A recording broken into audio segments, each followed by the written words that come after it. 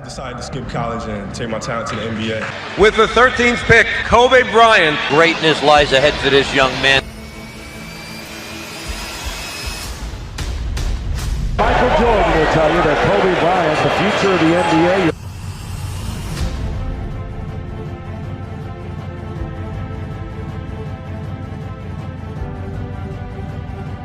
Is there anything he can't do anywhere on the floor?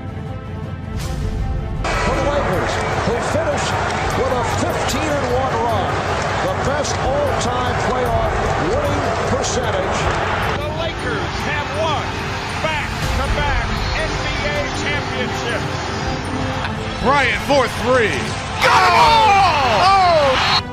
And one of the great farewell performances in any sport. At any time.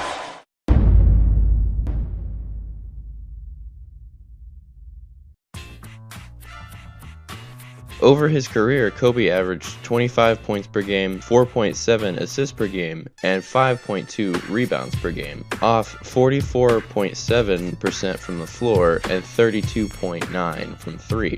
For his career, he is third all-time in points scored, third in free throws made, 30th all-time in assists, and fourth in usage percentage, meaning he used 31.8% of all of his team's possessions while he was on the court. The only players with a higher percentage were Michael Jordan at number 1 with 33%, Russell Westbrook at 32%, and DeMarcus Cousins at 31.98. That just shows how ball dominant he could be, and the next few sections we'll see a bit of why and how that worked. Style of play. Kobe is the ultimate ISO player. The era he played in was completely different style than it is today, and this fit Kobe perfectly. One of the hardest working players ever, Kobe worked non-stop on developing the moves that would make him nearly impossible to defend. He was a singularly focused player, and this led to the term Mamba mentality. If you look closely, you can see quite the similarity between him and another all-time great.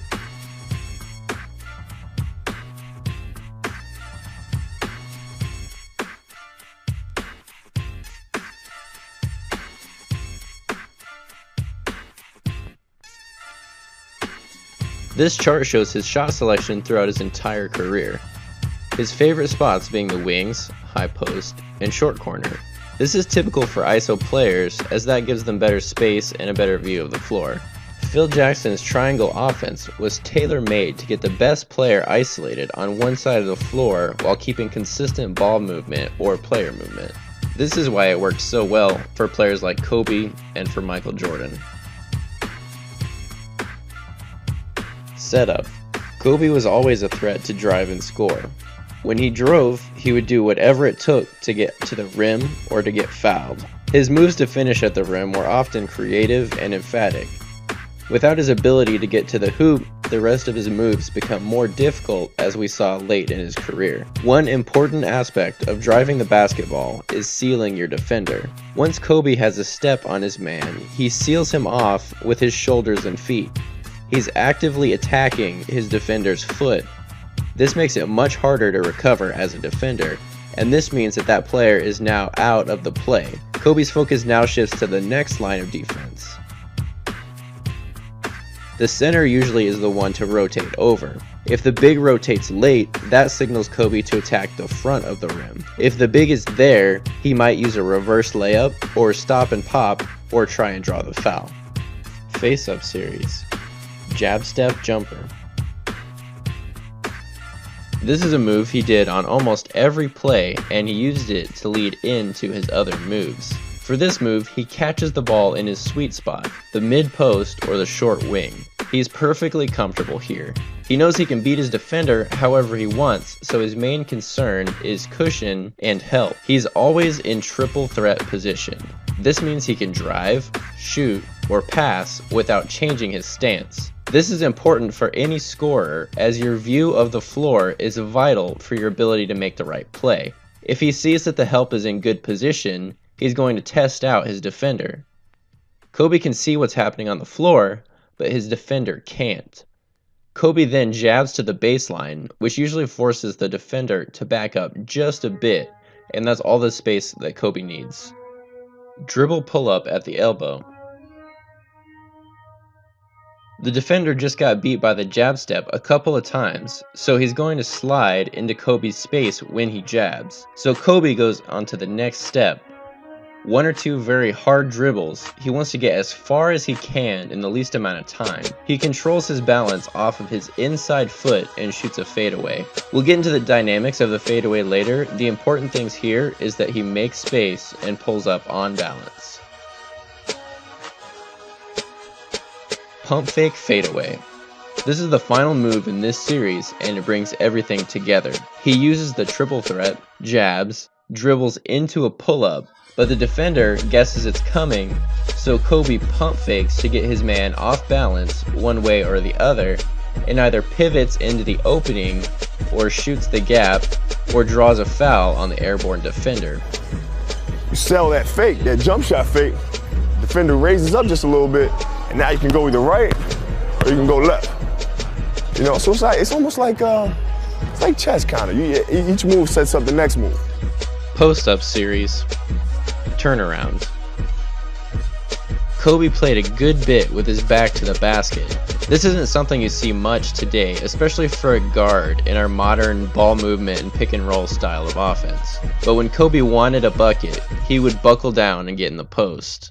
Since he's not seeing the floor the same as when he's in triple threat position, a lot of what he's doing is based off of feeling. Which side does he feel the defender leaning? Where are their feet? This determines which shoulder Kobe turns over for the simple turnarounds. Shoulder shimmy turnaround. Now once again in his chess game, Kobe knows what his defender thinks is coming because he set it up that way. Now he hits them with that shoulder shimmy, maybe shows the ball briefly before turning the other way. Pump fake. When Kobe has an aggressive defender, most times that player really wants to contest his shot or speed him up, but Kobe doesn't let that happen. He shows the ball to either get the defender off his feet or out of position. Rise, hit. Couple of side notes. So I wanted to show a couple of things that Kobe does that your coach probably taught you in junior high, but most players don't actually use these effectively. When he is in a situation where he doesn't like what he sees or he feels pressured, he's going to take 2 dribbles backwards and attack again. This allows him a second to reorient himself and to catch the defense off guard. The other is the jump stop. I can't tell you how versatile this move can be. It covers space, it helps gather you for a power finish, it also throws off the timing of the defender. Kobe used it more and more the older he got, and you can see just how effective it is. The most important thing are basic fundamentals. Shooting and footwork. And that's why I can play as well as I'm playing even though I'm like 80 years old. Because of the footwork. Kobe Bryant had some of the best footwork we've ever seen.